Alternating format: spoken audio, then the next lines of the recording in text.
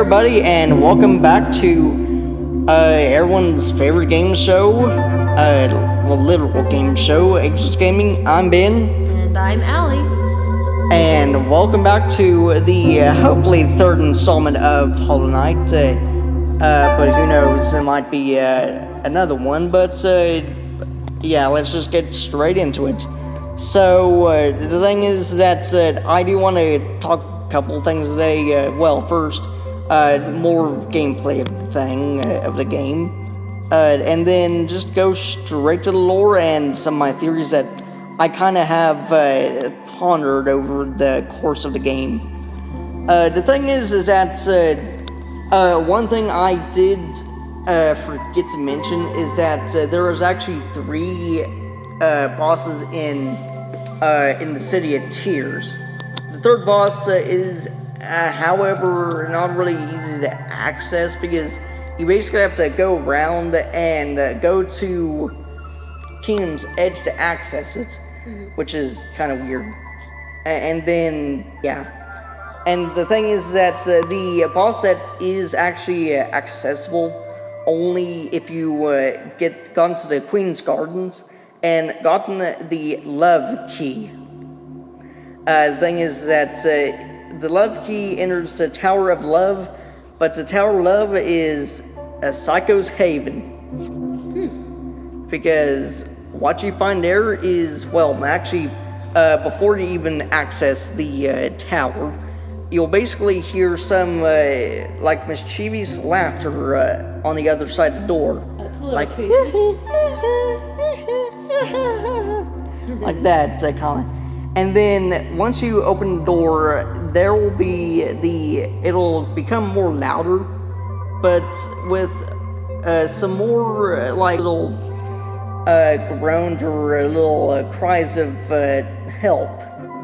The thing is that once you go into the Tower of Love, and then you'll basically see jars galore, and there will be some jars with bugs that you've beaten previously, like venge flies, sential or sentries, gruzzes and or gruzzers, and most importantly, grubs, which is one of the things that is in the game, which are scattered throughout the world. The thing is that once you get to a room, you will be locked in there, and you'll basically start the boss fight with the collector, the psychotic collector that basically captured all the grubs, put them in the jars, and scattered them all through Hollow Knight. He is basically a shadow with 6 limbs, 4 arms, 2 legs, and he has a psychotic laugh of a mischievous psycho. And the thing is, I did have some trouble with him, but the thing is, his gimmick will basically be throwing jars down into the arena, and there will be 3 enemies that will spawn. There will be venge flies, aspids, and boulders. There will be boulders that will be able to spawn in there too. You'll have to get him first, because if you hit the collector, you won't get any soul. He is a void creature. He does not have any he's not really a living creature, so he doesn't have soul. So how do you defeat him? You can defeat him. You just basically have to kill the creatures that come down first, and he will basically jump around and will try to grapple you. And also, one thing I do actually like about the collector, weirdly, is because of how if you go back to the Tower of Love, you'll actually see her shade in a jar itself. He basically it has captured your shadow, your shade soul, and put it in a jar somehow. Scary. Yeah, the thing is, he is kind of a nightmare when you first experience him, but he's not really that much of a nightmare when you then beat him, because after you have beaten him, you actually get the collector's map, which will, and probably by the time you have gotten this, you basically have like almost every grub. Then it'll basically show you the grubs that haven't actually been collected. Okay. There will be three grubs that'll be on above the arena. And also, one Easter egg that is kind of weird is that the theme song, or the song, or the theme that actually plays in the background is the same song you beat on like any other kind of mini boss, which is Decisive Battle, but it is basically kind of distorted and made into a G major. So it's basically like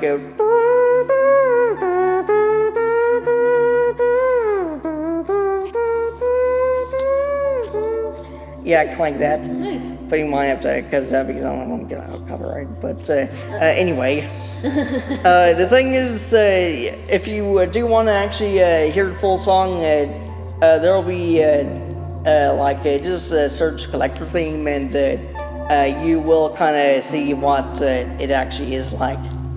And actually, there was actually a boss in the Queen's Gardens, which is not really a nightmare, but has been buffed since one update, the Lifeblood update, and that is the Trader Lord. And the thing is that he looks like a mantis. That is because he actually was the part of the mantis tribe. That's why he's named Trader Lord. He actually was a trader from the mantis because he couldn't keep his calm or he couldn't resist the infection. So he had to be cut out, and he now roams the Queen's Gardens in revenge in solitude from the Mantis Lords. The thing is, again, as I said, that he actually got a buff. Before the Lifeblood update, he actually done only one mask of damage, and he was more slower. After the Lifeblood update, he does 2 masks of damage, and he is more faster. The thing is, there will be 2 endings to this fight. If you have met one NPC named Cloth, and you have met her until Deep Nest, she will be there, and she'll need help being assisted, and then she will be in the Queen's Gardens, and you will be able to fight him with her, but she will risk her life upon defeating the Trader Lord. But you can alternatively do it without her, but I did it with her because there was actually an achievement. It is called, I actually forget what it's called now. It's basically beating the Trader Lord, and yeah, it's kind of sad to have someone die and stuff. And the thing is that there will also be something I didn't mention, is that once you get all, actually the 3 dreamers, 2 dreamers are actually part of a boss fight, but 1 dreamer isn't, and the dreamer Hera and Monomon, Hera the Beast, and Monomon the Teacher, they both have little prophets or little followers. The first follower for Monomon is all the way back when you first start the game and go into the go into the Temple of the Black Egg, you actually meet, again, I forget his name now, but he is basically like, I want to be, I want to have the good time and search this kingdom for all it's worth. And then when you get to the Fog Canyon, you basically meet him in the teacher's archives, which is where the boss takes place, Umu, which is UUMUU. Wow. It's a palindrome. Yeah, yeah, and if you mistaken it for me saying Uwu, then you are dead wrong. The thing is that Umu is a jellyfish. And I love jellyfish. Yeah, but he will actually. I mean, he's not really like it. He won't like touch you, or he won't stick to you or anything. But the thing is that once he will actually use electricity, and he will have like two electric type attacks. He will cover the. He'll have an AOE effect, covering the screen with electricity, and then he will basically create a trail of electricity following you. Yikes! And the thing is, that is where that guy will be. He will basically go and follow you, and basically he will actually weaken Umu by slashing him with his nail and then deflating the membrane around his bowl, like his little brain thing or something. I haven't really figured out what the thing inside his brain is.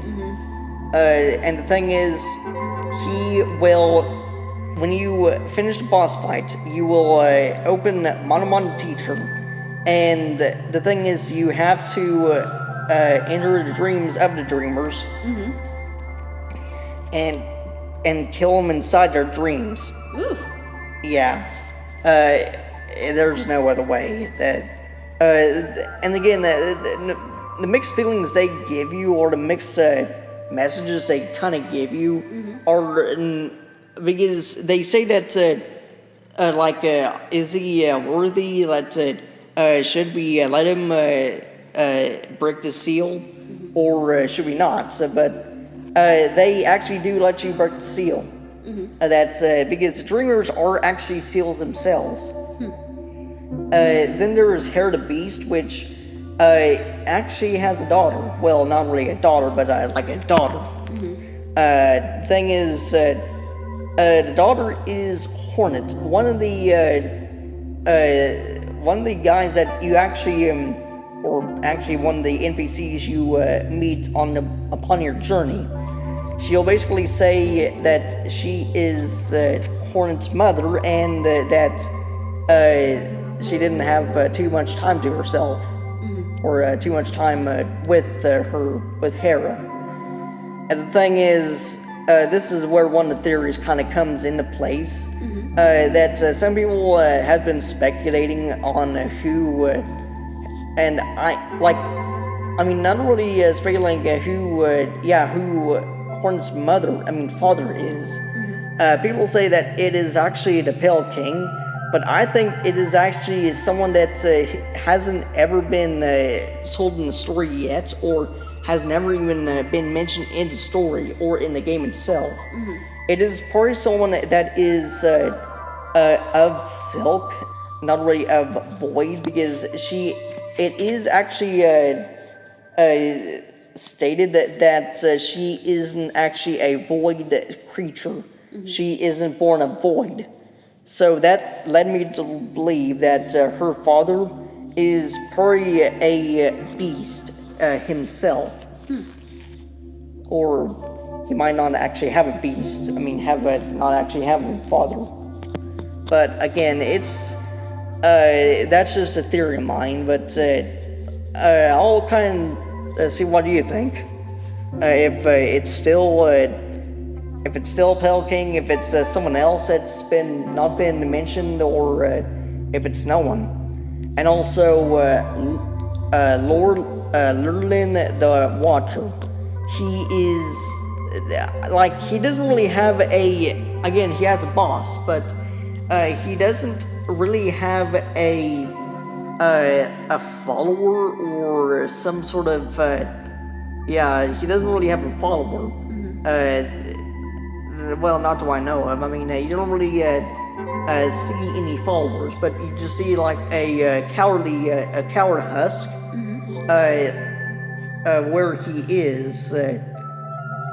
And the thing is, just kind of weird of how two of the dreamers don't have husks. I mean, don't have followers, or do have followers, but the third one doesn't. And that gets me to the second thing, the Hollow Knight, the final boss of the game, and that is one other kind of theory that goes with the Hornet theory. That I've actually did think that at a time that Hollow Knight was Hornet's father, but it is pretty much unlikely because both Hera and Hornet are beasts. They are of silk, and they live, or Hornet herself can use silk to battle and stuff. But the thing is that Hera doesn't really you don't really see her use silk, but she lives in Deep Nest, or she resides in Deep Nest. And then the Hollow Knight, I kind of thought for a little while it was Hornet's father, but again, it didn't really, because again, it was pretty unlikely and pretty silly. I mean, but the thing is, he has 4 endings. This game has a lot of endings to it. 4 endings can be accessed if you get the Shade Soul, the Void Heart. We've got about 5 minutes, so you don't have to wrap up right away. Okay, but again, the thing is, the Dream Nail. You actually, I actually like the Dream Nail, as I said in the second episode, but the Dream Nail has so many uses that is really good. And the thing is that in order to complete the Dream Nail, you have to have 2,800 Dream Essence. Oof, that sounds like a lot. Yeah, I actually got all 2,800 Dream Essence, and got the Ascension achievement, which basically completing the Dream Nail and getting every essence, or getting the Dream Nail and actually the Awoken Dream Nail, or Awoken. That's a really weird word. But the Awoken Dream Nail is you actually have to get 1,800 Dream Essence for that. The thing is, why? I mean, I kind of understand that it has a kind of a limit, and actually, one thing is for sure that what I've always found weird and kind of unforgiving is the Dream Gate you get from getting, I think it's like 800 essence. The thing is that the Dream Gate, you place one by holding down on the D-pad while having while pushing the X button, and then by going to a Dream Nail that you've previously put down, getting that Dream Nail will,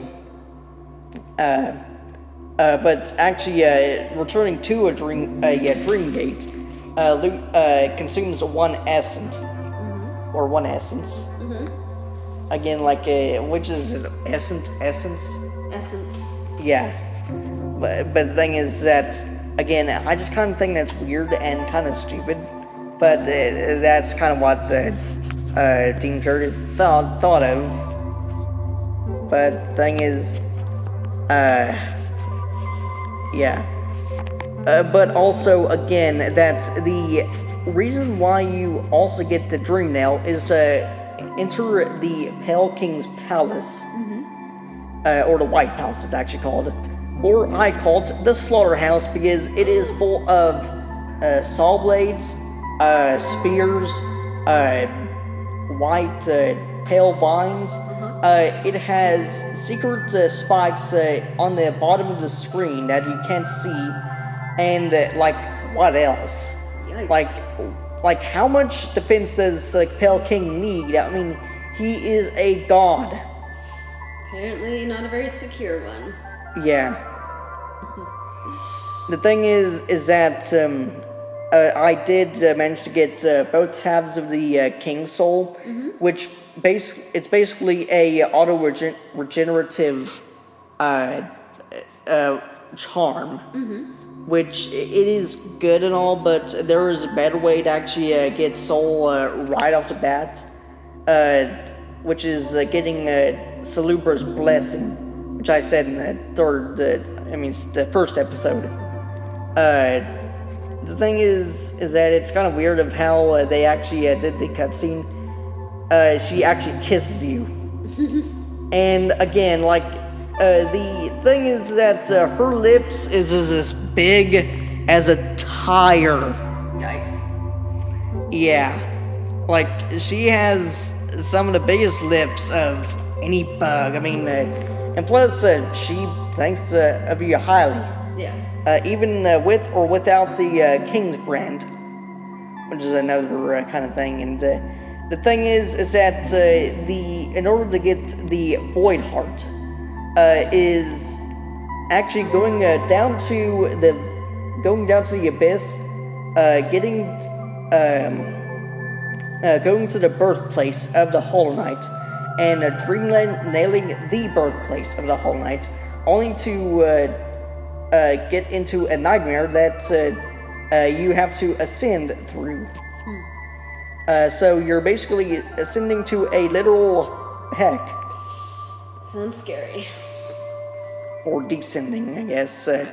But the thing is that it is also a kind of a flashback or a kind of a little memory of when the Hollow Knight was still a wee little thing, and when the Pale King was still around. Yeah, the thing is that it's kind of weird. And also, again, the dream. One thing about the Void Heart is that it cannot ever be unequipped. It is permanent. So it does not require any charm notches. It doesn't require anything. It's just there. It just lets you make peace with the void and to embrace it. And the thing is, that the Shade Soul is basically it will be docile to you. It will never attack you. But the thing is, we have reached the end of the session, or reached the end of this episode. I might have to make another thing just talking about the lore and stuff because I haven't got to it yet. Alright, so our next episode can be on Hollow Knight lore. Yeah, Hollow Knight lore and some more theories that I've kind of thought of and kind of thought of in my head and stuff. So, see you next time for more Hollow Knight. Bye.